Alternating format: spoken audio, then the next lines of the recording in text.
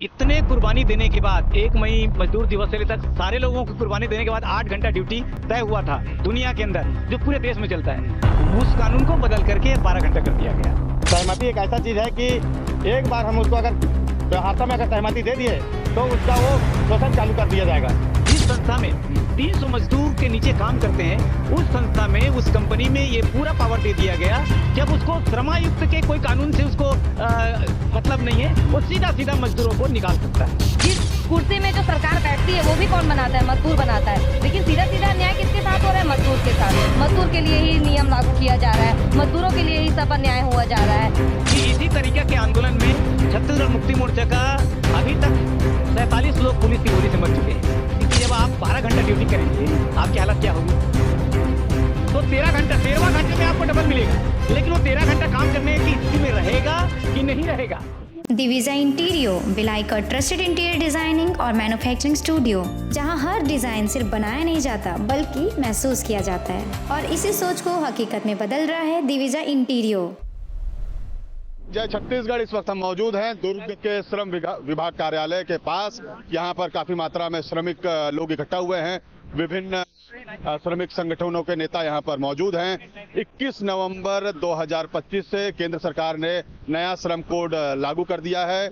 उसमें भारी मात्रा में इनके बीच रोष है और यहाँ पर पूरे भिलाई और दुर्ग के लोग आए हुए हैं। आइए इनसे बातें करते हैं। भैया जी, क्या नाम है आपका? मेरा नाम कलादास डेहरिया है। कौन से मजदूर संगठन से? मैं छत्तीसगढ़ मुक्ति मोर्चा मजदूर कार्यकर्ता समिति जी। ये श्रम कानूनों को लेकर क्या है विरोध और क्यों इतनी मात्रा में लोग यहाँ इकट्ठा हुए हैं? इसमें मूलतः जो है वो हालांकि इस कानून में अधिकतर जो कानून है वो पूंजीपतियों के पक्ष में है और मजदूर के विरोध में है। उसमें आपको मैं 2 उदाहरण बताता हूं जिससे आप पूरा कानून को समझ सकते हैं। पहला उदाहरण है कि इतने कुर्बानी देने के बाद 1 मई मजदूर दिवस से लेकर सारे लोगों की कुर्बानी देने के बाद 8 घंटा ड्यूटी तय हुआ था दुनिया के अंदर, जो पूरे देश में चलता है। उस कानून को बदल करके 12 घंटा कर दिया गया। ये हमारे लिए बहुत खतरनाक बात है। दूसरा ये है कि पहले था कि मतलब मजदूरों को छटनी करने के पहले कोई भी कंपनी मालिक या ठेकेदार को नोटिस देना पड़ता था, श्रम आयुक्त से उसको एक तरीके से सहमति लेना पड़ता था।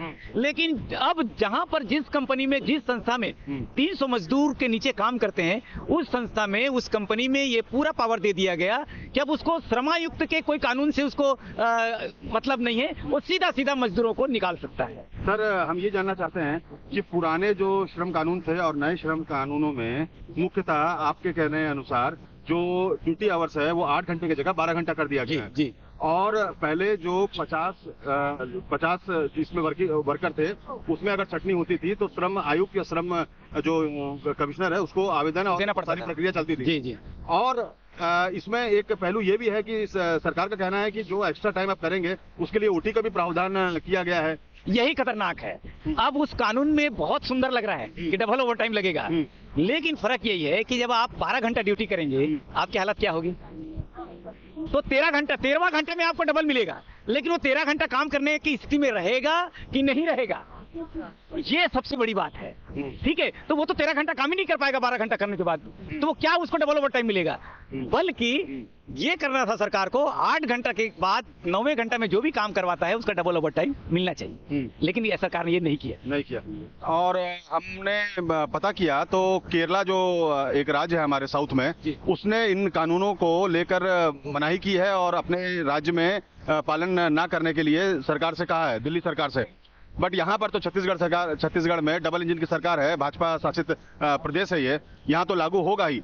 और आप लोग आज ज्ञापन देने आए तो क्या कहा श्रम आयुक्त? श्रम आयुक्त ने ये वो कहेगा क्या? हम तो पत्र दिए हैं, वो बोले मैं सरकार तक पहुंचा दूंगा। आपको इस चैनल के माध्यम से एक बात बताना चाहता हूं कि इसी तरीके के आंदोलन में छत्तीसगढ़ मुक्ति मोर्चा का अभी तक 47 लोग पुलिस की गोली से मर चुके हैं, जिसमें शंकर गुहान योगी भी शामिल है। हम लोग इस कानून के खिलाफ लोकतांत्रिक तरीके से आंदोलन करते रहेंगे, फिर 47 लोग क्यों ना हम मर जाएं पुलिस की गोली से, लेकिन जो अन्याय है, अन्याय के खिलाफ हमारी आवाज उठती रहेगी। और हम सरकार से यही गुहार करते हैं कि भैया आपको हम विरोध नहीं कर रहे हैं, आपके खिलाफ डंडा लेके नहीं जा रहे हैं। हमारा इतना ही मांग है कि जो मजदूरों के पक्ष में कानून नहीं है, उस कानून को आप लागू ना करें। नेताजी, हमको एक बात समझाइए कि सरकार ने इन कानूनों को लागू करने से पहले किसी भी श्रम संगठनों से कोई चर्चा, कोई मीटिंग, कुछ ऐसा हुआ था?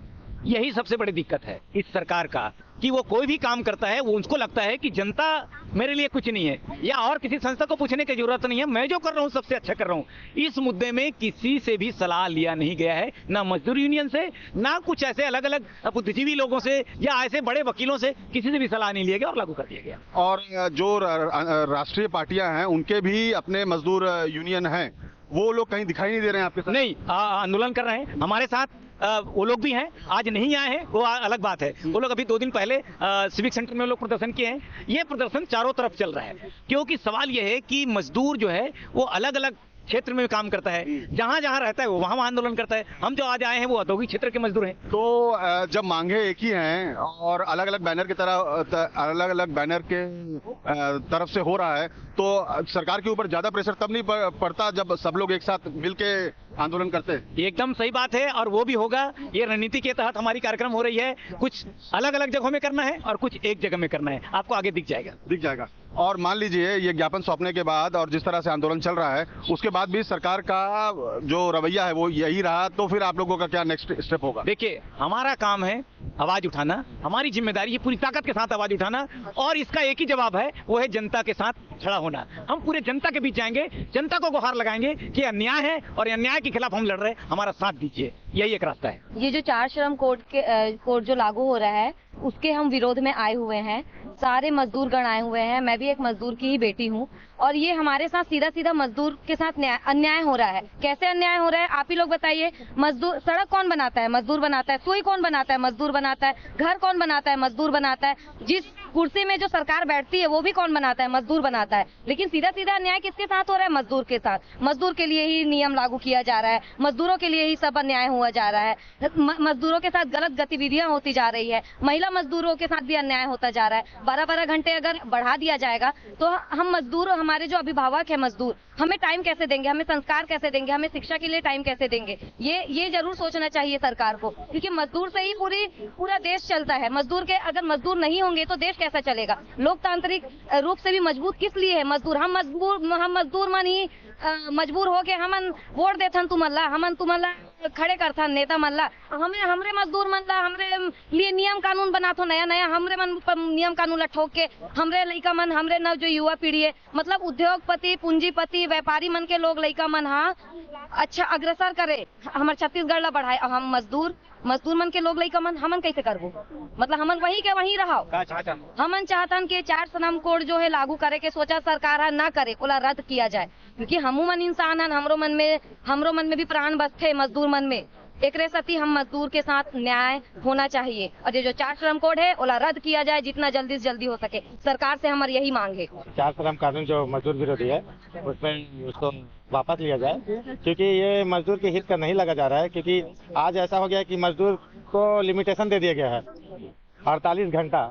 अब हफ्ते भर में 48 घंटा काम करेंगे, तो ये एक तरह का मैनेजमेंट और मजदूर के बीच का एक सौदेबाजी हो जाएगा अगर मान लिया जाए। क्योंकि इनको तो ऐसा बोल दिया गया है सरकार की तरफ से कि कंपनी मालिक को कि आप किसी को भी छटनी कर सकते हो, किसी को भी बैठा सकते हो, कोई आपको कुछ नहीं बोल सकता बोलकर, और अगर कुछ बोलना भी रहेगा तो मामूली सा रकम आपको पे करना पड़ेगा बोलकर।